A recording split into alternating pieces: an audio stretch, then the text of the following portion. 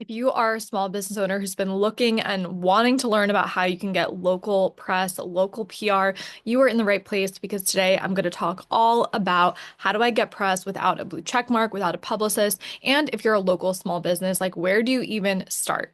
So even if you've never pitched the media before, I'm going to talk today about what PR is, what it can look like for local businesses, how it tends to bleed into marketing and advertising. So I'll go over where you can see those differentiators and how to get coverage that you don't need to pay for, because that is still totally possible with local press. And we get to be creative about it too. If you're new here, my name is Bridget Cisco. I'm the co-founder of Visibility on Purpose, and we help founders, product brands, and small business owners get featured in the media without needing to pay a publicist or pay an arm and a leg or be a celebrity. So welcome. And please make sure you hit that subscribe button. We are a channel just looking to grow our audience and grow our community, and we would love to keep making this content for you. So please subscribe, comment, like, share this, do all the things. So first with the basics, PR is public relations, and it's all about the public's perception of your brand. And it typically involves activities that you do, not like let's go play soccer, but things that you can do to generate a positive buzz about your brand. And it's usually on using others' platforms or having other people, other, brands, other news channels talk about your brand to boost your credibility and build your trust. It's one thing for you to say and hold the mic, we like to say. And of course, you're going to be like, my company is the bee's knees. And it's a whole other thing when you have, a writer at Forbes talking about why your product is incredible or why your business is doing amazing things in the local community. So the thing to remember here is that local PR is a little bit different than national PR. Think about what national PR, national magazines, and national news networks and what they want to cover. Typically, big national news, they want like broad angles that are going to relate to a wider population. They're going to want big credentials, right? This is where like you want to be the doctor, you want to be the lawyer, you want to be the, health practitioner that has the bachelor's and all the other added credentials to make you a credible source, because that's really what you'll be. And they're looking for wide appeal. When you see a business owner or a subject matter expert interviewed on the morning news, they usually have a message that's going to go to a broader audience, right? So like the morning news, if it's an NBC network in New York City, they probably aren't going to care about what's going on in like your Oklahoma City, right? So we have to be thinking about this. And this is where like your creativity can come into play. So local PR is a little bit different. What does your local area care about? They care about their community. They care about the happenings in the area. They care about why your business might be contributing to the local community and be a really, really positive thing. But hey, they might not know your business exists if you've never introduced your business to them directly, which is like the purpose of PR. It's a pitch. It's introducing your business or a big story or a big idea to say, hey, like I exist.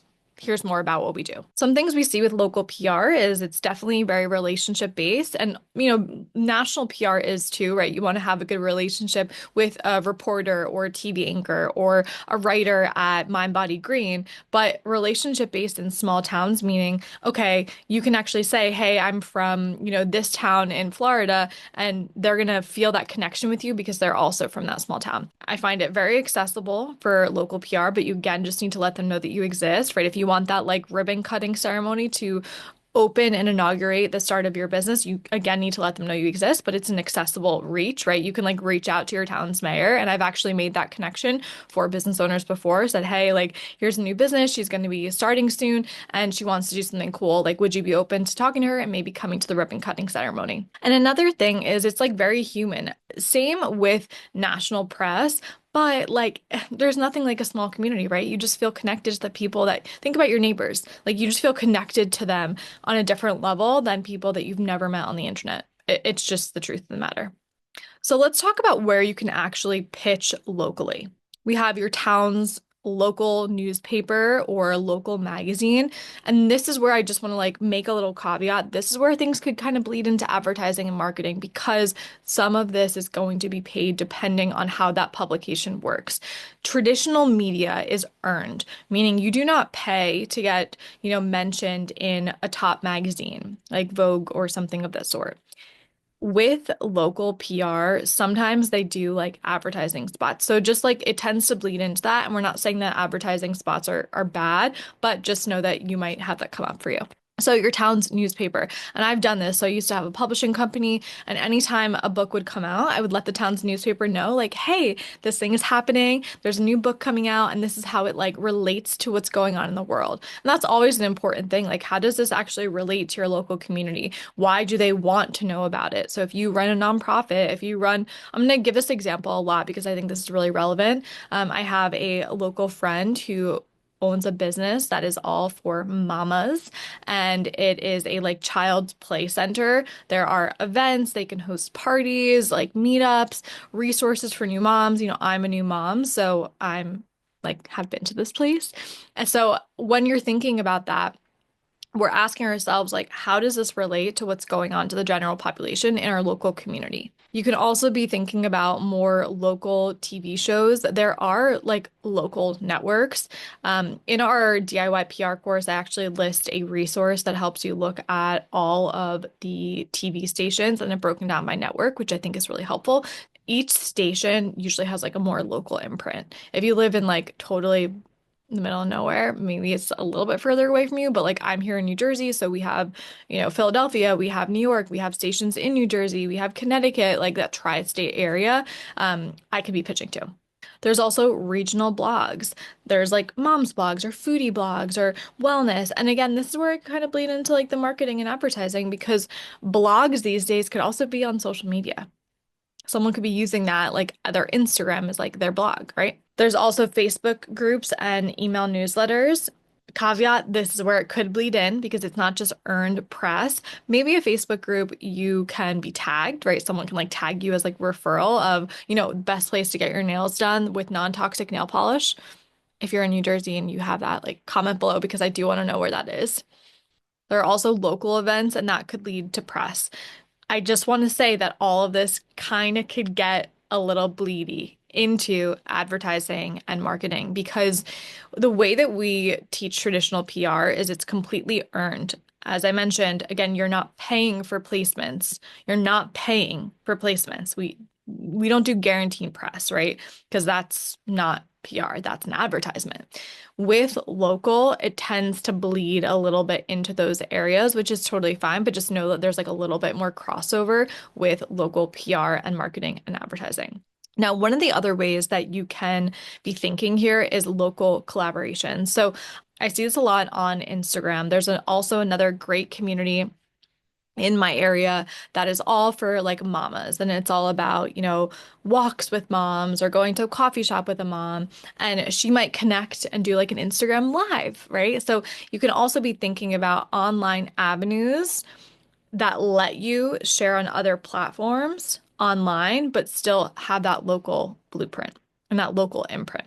To go back over this, where can you pitch locally? We went over local newspapers, local magazines, local TV. So you can find TV stations in your area. And again, you have to make it relevant. Like, what's your pitch? You have to make it relevant to what that area cares about. There's Facebook groups, there's blogs, there's the ability to do Instagram lives and kind of cross promote, cross collaborate. And that would be one of the best things. And beyond that, I would say like events are going to be a great thing for you, but you might have to pay for your event, right? If you're hosting it for yourself, unless you're speaking at a local event, that would technically be another form of PR because that is public relations. It is the public's perception of your brand. It's generating positive buzz about your brand. And it's kind of like marketing at the same time. So you see what I mean here? Like it just bleeds. It just bleeds. So I'm probably going to say that a number of times, but it just does. So I want to go into this a little bit deeper because I think that this is how online and offline are kind of merging right now, and that is local influencers. So obviously we're living in a time where social media is just part of every business. It is, if you open a business, you open an Instagram account. Like immediately. You open maybe a TikTok or a Facebook page. All that happens pretty immediately. And there are local influencers with wide reach, right? So you could be on their platform as a way to promote your services and using their followers to get in front of that audience. So this is where it starts to blend with modern like visibility and advertising and marketing because I've seen this, right? So you have local creators and then we have a great one in my area of New Jersey. Like she basically focuses on all the local businesses, will highlight like openings or like what's going on in the town. And I follow because I'm like, okay, where should I go out to eat tonight? Right. So she has a huge following. To be on her page, it is paid. She already has the trust and the reach in your area, which is why it's so important. Here are some of the ways that you can think about collaborating. It might be paid product reviews or unboxings. If you have a local store opening, you let them know and then they can broadcast it on their channel. But again, this is likely going to be paid. Instagram Live, that's probably not going to be paid. So maybe you reach out to that local influencer and say, hey, like, I would love to be able to do an Instagram Live with you. Here's a little bit of my mission and like sell why it's important. Sell why you're doing what you're doing. Sell why you guys coming together would be beneficial for both of you. That's really everything at the end of the day. Being able to find that value intersection. We talk about that a lot here at BOP. In our DIY PR course, I go way deeper into that anyway, of like how to find that value intersection of like what matters and what to actually say in whatever you're pitching. It's local event invites or store pop-ups. Being able to do that is going to be helpful. Now, as I mentioned, some of this is going to be paid, and that's okay. Visibility is really all about being seen by the right people, and local influencers are just kind of part of that ecosystem these days. Now, as you're doing this local PR, it can look like you reaching out or making connections with journalists, with bloggers, with micro creators, with community hosts, with those local influencers, with the Chamber of Commerce, with your town's mayor. Just like get involved and put yourself out there. I know that sounds really basic, but it really is important. What should your pitch actually be about? Here are a couple of ideas, and I wrote them down, so I'm going to read them as we go. What about a unique founder story, especially if you grew up locally, right? So like highlighting that local community, you're from this area. I always think about this with like a football player that goes to the NFL and they're always like, we're hometown, here's my hometown. You know, that hometown is going to ride that wave of this is person from this town. A seasonal launch tied to local events, that's going to be helpful. A community give back or collaboration. Communities love the give back idea because that you can kind of feel the impact of that on the ground. Hosting a workshop, a market pop-up, speaking locally. Maybe it's a fun or quirky product that's very unique to your region or your area that like they would care about. And that's going to be specifically if you're like pitching, you know, a magazine in their upcoming edition. Now, I've done a number of videos on like how to write a pitch, and in our DIY PR course, like we go way, way deeper into that. I have like so many templates in there, so I'm not going to go over that here. That gets a little bit technical. But just kind of in closing here, why does local PR matter? And even before I go into that, remember that every single business has a different goal. So if I were you, I'd be thinking about like, what are my goals? Like, what do I actually want to achieve with PR here? Of what I think PR is. And remember, like for local, it kind of bleeds into marketing, advertising, as well as PR. So what do you want to do? What are some of your goals? And then you're just breaking it down to the next level. Okay, how am I going to get there? So if you are a local store that's going to be opening soon, you're going to probably create some social media accounts and start posting.